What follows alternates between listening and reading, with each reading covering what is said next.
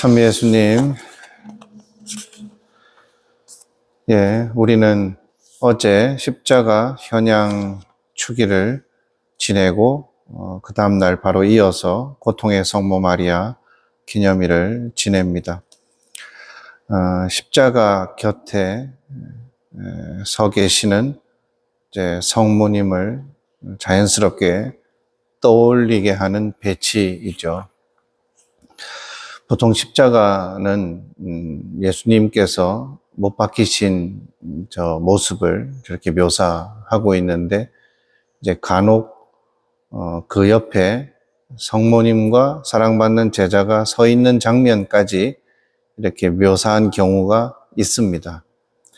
그래서 그걸 보면서 또 오늘 이 고통의 성모 마리아 기념일을 지낼 때마다 십자가를 우리가 바라볼 때 비록 묘사되어 있지는 않지만 십자가 곁에 서 계시는 성모님과 사랑받는 제자를 우리는 볼 수 있어야 된다라는 생각을 하게 됩니다.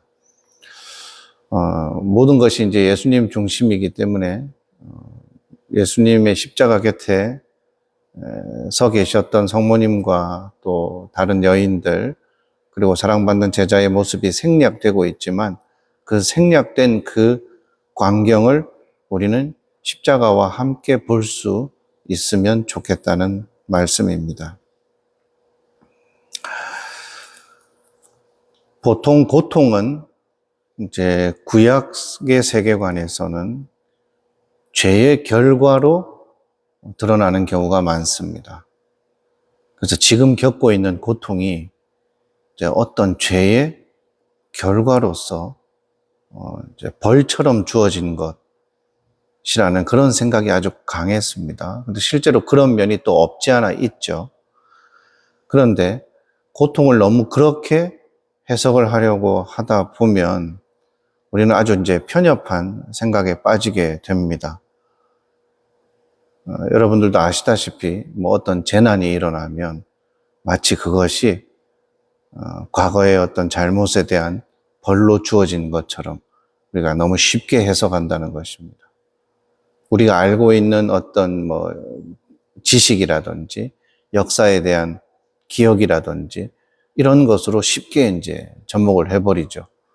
그래서 어디에서 지진이 났다, 그 나라가 옛날에 잘못한 게 많아서 지금 하나님이 벌을 내리신다, 이런 식으로 쉽게 해석을 해버리죠.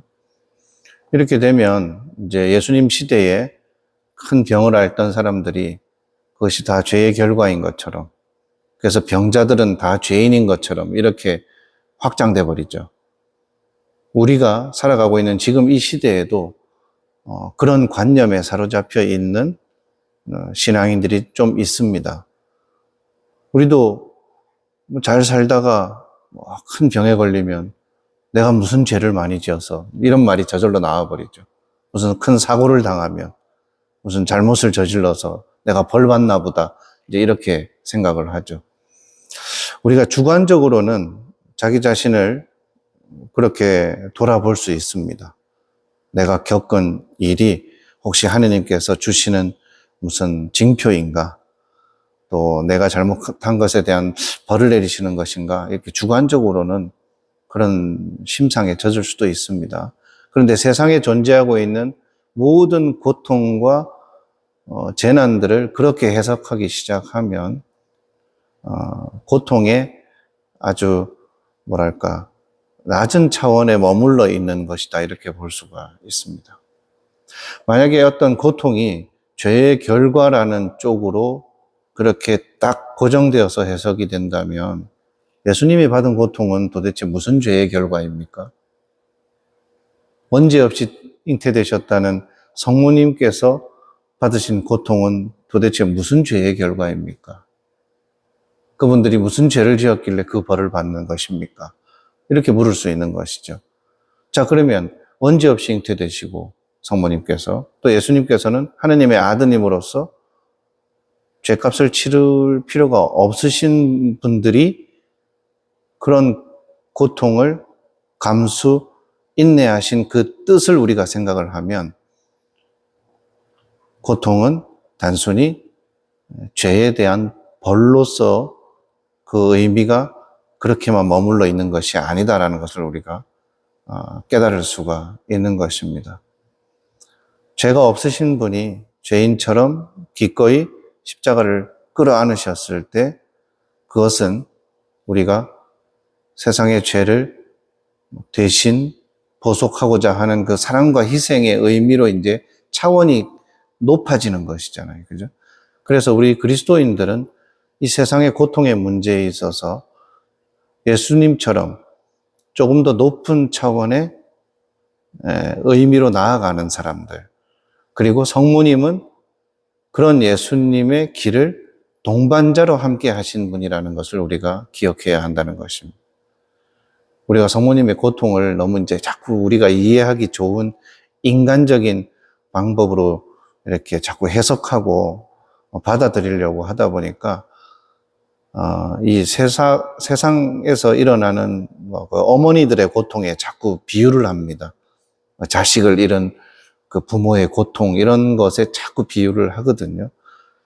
그런 것이 아니라 성모님이 예수님의 순환의 동반자로서 또 예수님의 고통에 참여하는 하나님께서 마련하신 존재로서 이렇게 바라본다면 그냥 세상 우리가 겪는 세상사의 큰 고통 중에 하나인 어떤 그런 사건이나 사고에서 겪는 인간적인 고통, 그것을 뛰어넘는 예수님께서 하시고자 한 일에 협력자로서 거기에 동반자로서 참여하고 있는 그런 성모님의 모습을 우리가 더 크게 봐야 된다는 것입니다.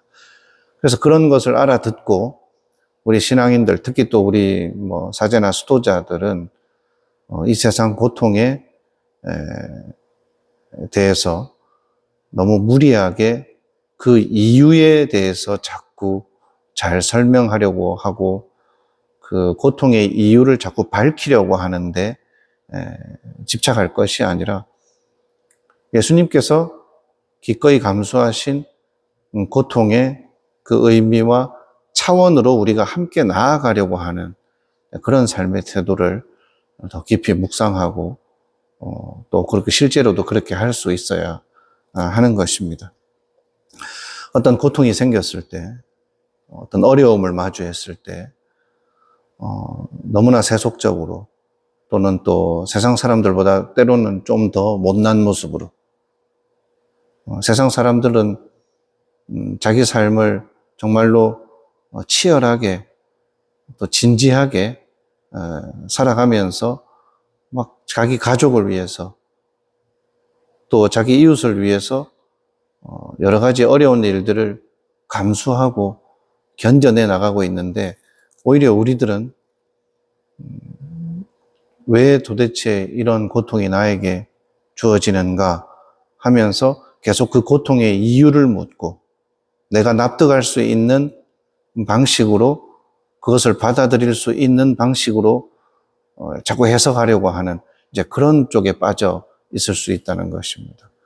그래서 오히려 좀 종교에 심취했다고 하는 사람들, 신앙적으로 뭔가 좀 더 많이 심취한 사람들이 무리하게 고통에 대해서 해석을 하고 단정 짓는 그런 누를 범하기도 하는 것입니다. 그래서 우리는 예수 그리스도의 고통을 잘 이해하기 위해서 십자가를 바라보는 것이고 또 그 곁에 서 계신 또 성모님을 바라보는 것이다. 이 점을 꼭 기억하면서 살았으면 좋겠습니다.